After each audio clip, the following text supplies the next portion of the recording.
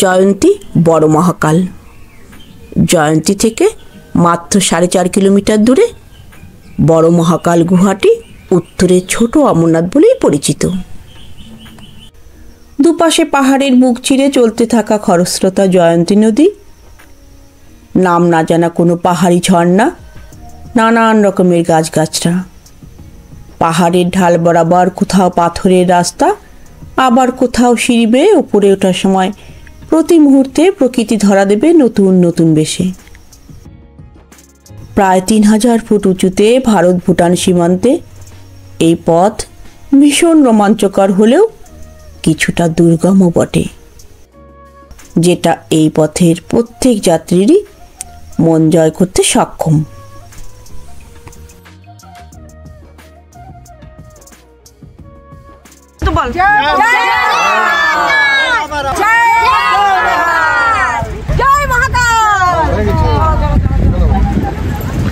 নমস্কার বন্ধুরা, আমাদের পরিবার চ্যানেলে সবাইকে স্বাগতম। আজ 7ই মার্চ 2025 শুক্রবার। আমাদের পরিবারের সামান্য কয়েকজন সদস্য আমরা কোচবিহার জেলার তুফানগঞ্জ থেকে জয়ন্তী বড় মহাকাল ধামের উদ্দেশ্যে যাত্রা করেছি।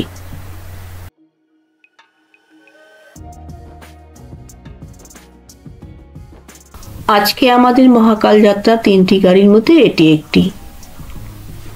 ড্রাইভ করছে আমার ছোট ভাই মিঠুন, ভাইপো, বোনপো, ভাইজি আর ভাই বউ। আর এদিকে ভাই পরিমল আর আমি। সামনের গাড়িতে সিনিয়ররা আর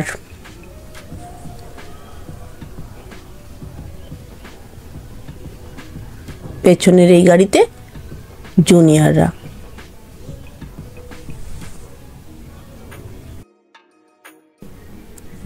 আমাদের পরিবারের সকল বন্ধুরাই জানেন এই পরিবারটি এতটাই ছোট যে পরিবারের সবাই যদি আমরা একসঙ্গে ঘুরতে যাই তাহলে কিন্তু রেলগাড়ি ছাড়া সম্ভব নয়।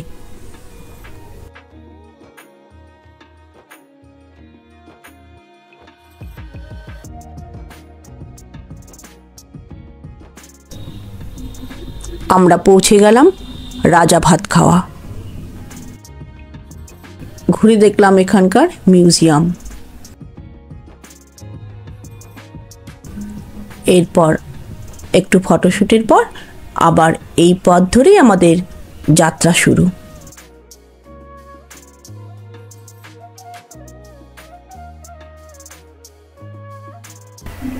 আমরা প্রত্যেকেই এবার প্রথমবার বড় মহাকাল দর্শনে যাচ্ছি। আপনিও যদি আমার মতো এখনো বড় মহাকাল দর্শন না করে থাকেন তবে পুরো ভিডিওটি দেখতে থাকুন। আমি চেষ্টা করব আমার সাথে সাথে আপনাকেও মহাকাল দর্শন করাতে।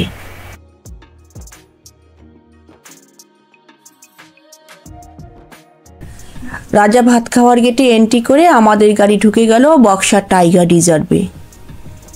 এই এন্ট্রি করার সময় আগে কিন্তু এন্ট্রি ফি দিতে হতো, তবে বর্তমানে কোনো এন্ট্রি ফি লাগে না।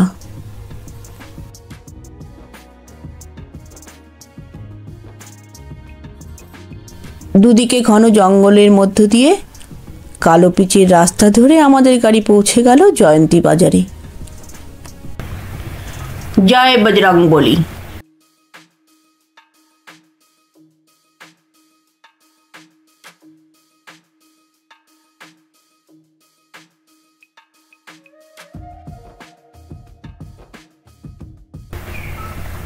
মন্দিরের সামনে আমাদের গাড়িগুলি পার্কিং করে এই দোকান থেকে আমরা চা খেলাম। ফিরে এসে যে আমরা খাবার খাবো সেটা এখানে অর্ডার করে এখান থেকে 100 টাকা পার হেড গাড়ি ভাড়া করে আবার আমাদের যাত্রা শুরু।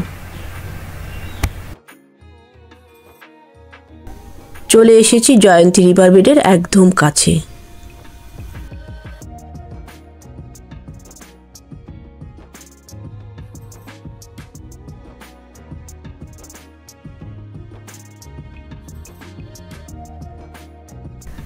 আমাদের গাড়ি ঢুকে গেল জয়ন্তী রিভার বেডে।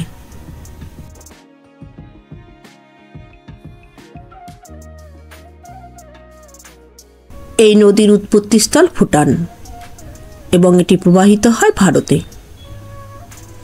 সাধারণত সারা বছর ধরেই নদীটি এইরকম শুষ্ক থাকে, কিন্তু বর্ষাকালে এখানে ঝলমলে ঠান্ডা জলধারা প্রবাহিত হয়।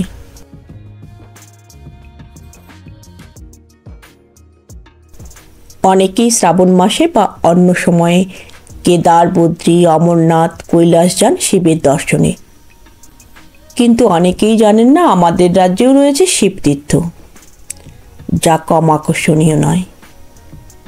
সামনের ওই পাহাড়ের গা বেয়ে দুর্গম পথ অতিক্রম করে যেতে হবে সেখানে। দুর্গম হলেও অন্যান্য ধামের মতো ভয়ঙ্কর নয়। এ পথে যে প্রাকৃতিক সৌন্দর্য ধরা দেয় তা মোহময়। পুরো ট্রেক উপভোগ করে গুহা মন্দিরে পৌঁছে যেতে পারেন সব বয়সের মানুষই।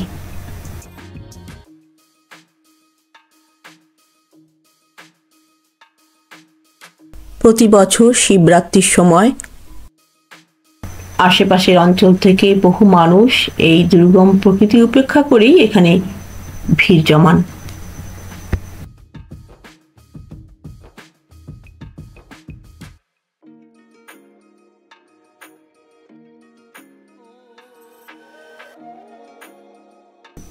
এই পর্যন্তই গাড়ির রাস্তা, এরপর বাকি পথ যেতে হবে পায়ে হেঁটে।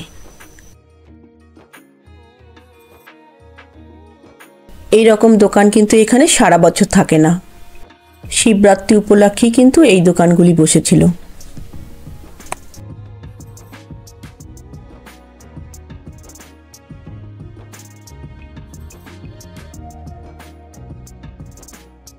শিবরাত্রির সময় এখানে কিন্তু প্রচুর ভান্ডারা বসে। ভান্ডারাগুলিতে তীর্থযাত্রীদের জন্য খাবার, বিশ্রাম এবং চিকিৎসার ব্যবস্থা থাকে।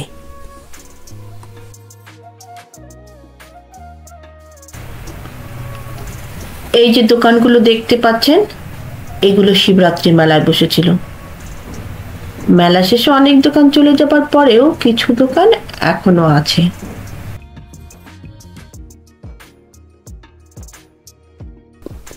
এই বড় মহাকাল প্রবেশের জন্য কিন্তু ভুটান সরকারের 20 টাকা করে টিকিট কাটতে হয়।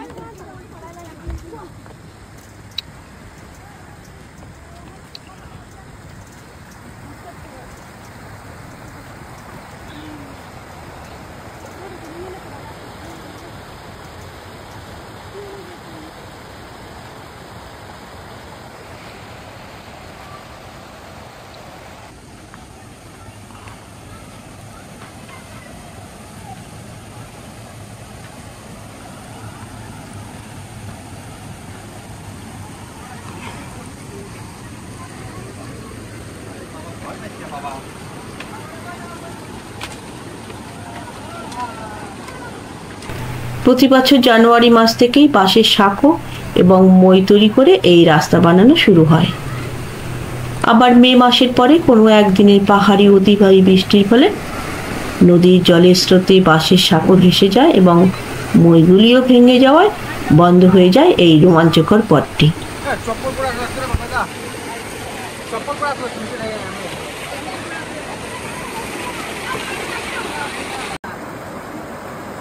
ঠান্ডা বসে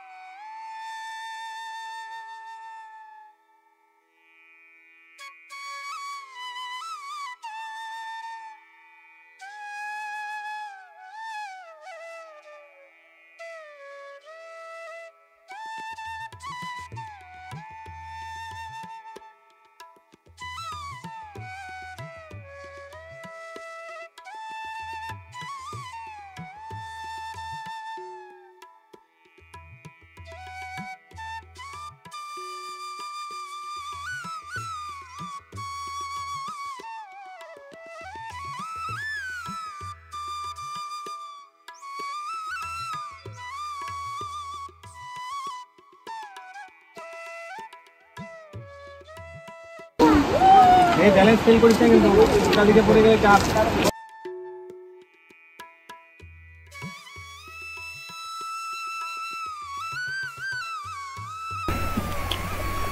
বড় মহাকালের এই খাড়াই পথ ট্রেকিং এর জন্য আমাদের সঙ্গে কিন্তু নিয়ে এসেছি কর্পূর।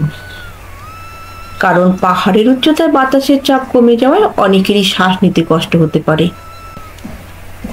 কর্পূরের গন্ধ শ্বাসনালীকে খুলে দিতে ও শ্বাস প্রশ্বাস সহজ করতে সাহায্য করে।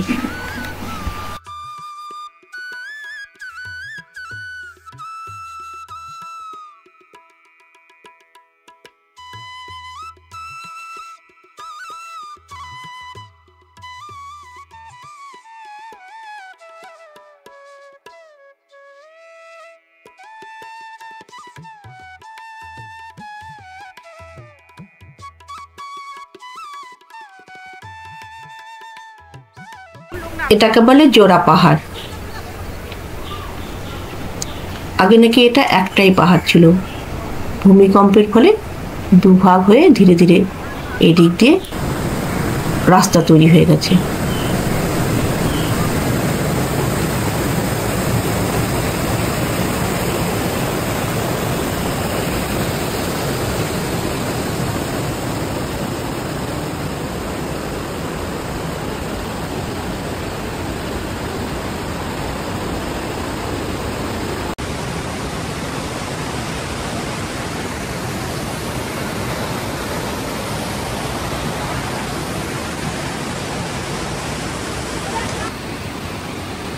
এসে আবার ওরা কোথায়?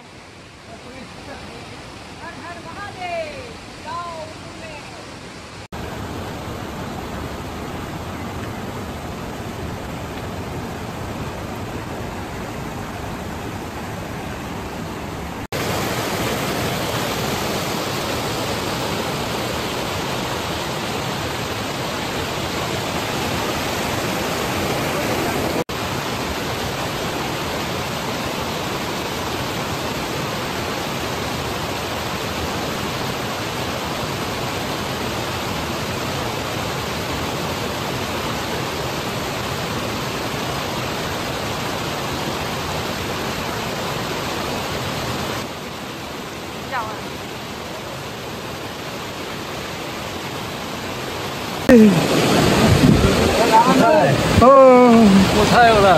সব দেখো, চলো চলো চলো চলো চলো। কোথায় ওরা? বসে আছে কি?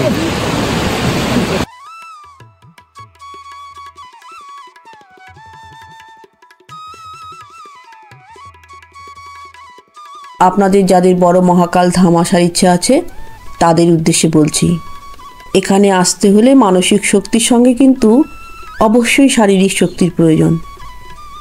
আমরা তো কিছুক্ষণ হাঁটছি, আবার বিশ্রাম নিচ্ছি, আবার হাঁটছি, আবার বিশ্রাম নিচ্ছি, এই করেই চলছি।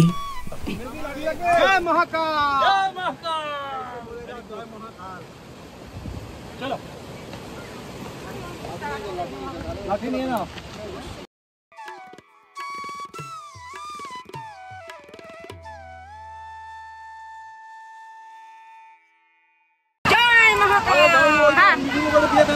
না না চলবে, শেষ দিয়ে জলটা তো সেই। হ্যাঁ ঠিক আছে। ওইখানে রেলিং নেই, এখানে রেলিং নেই। বসে বসে যাও, কাঙালি হয় রে ভাই। না এত উপরে চলে একদম, এখন একটু উপরে গেলে মেঘগুলাকে ছোঁয়া যাবে।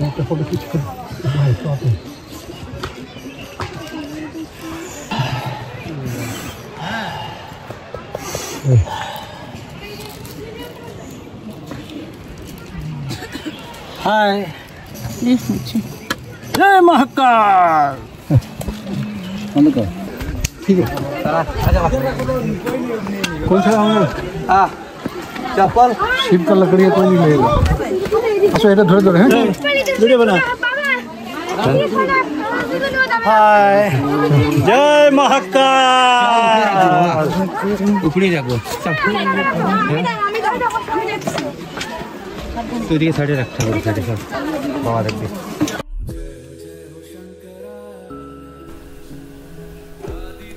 চুনা পাথরের পাহাড়ের উপরে এই গুহা প্রকৃতির সৃষ্টি।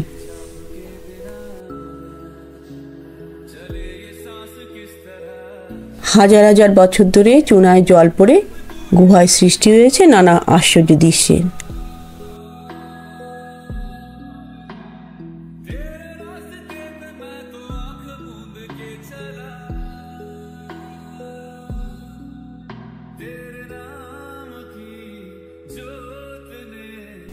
ওপর থেকে টুপ টুপ টুপ করে জল বেয়ে পড়ছে। জায়গাটা কিন্তু বেশ পিচ্ছিল, পা টিপে টিপে চলতে হচ্ছে।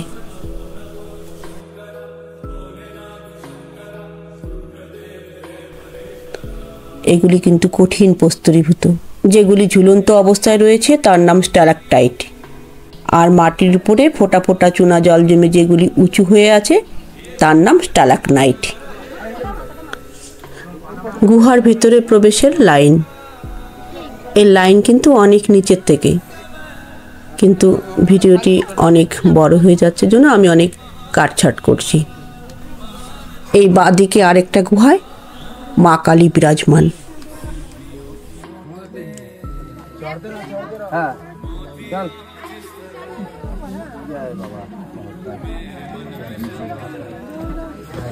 ওই যে শিকল দেখা যাচ্ছে, ওই শিকলটি ধরে হামাগুড়ি দিয়ে ঢুকতে হবে গুহায়।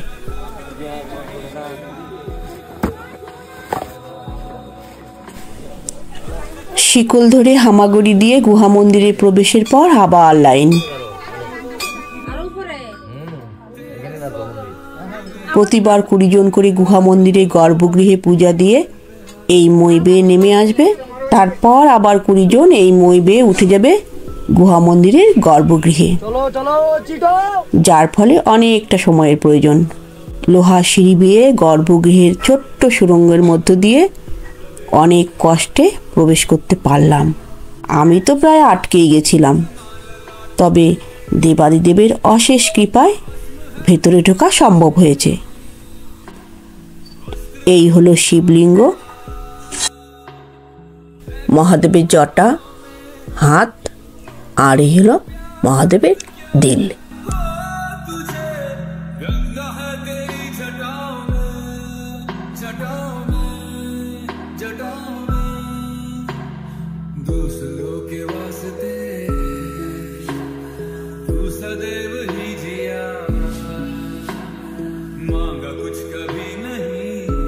অনেকের কাছে এই বড় মহাকাল গুহা এক ভয়ঙ্কর অভিজ্ঞতা হলেও তার নির্ঝুম নিস্তব্ধতা, প্রাকৃতিক সুন্দরতার মাঝে হৃদয় খুঁজে পায় এক শান্তির আস্তানা।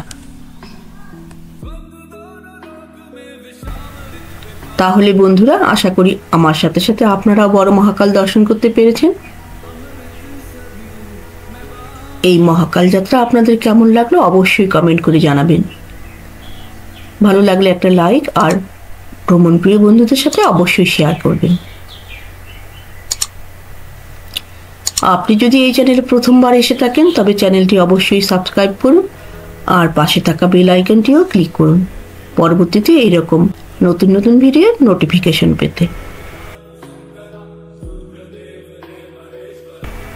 এতক্ষণ সময় ধরে আমাদের সঙ্গে থেকে পুরো ভিডিওটি দেখার জন্য আপনাকে অনেক অনেক ধন্যবাদ। সবাই ভালো থাকুন, সুস্থ থাকুন। আবার দেখা হবে পরবর্তীতে নতুন কোনো ভিডিওর সাথে।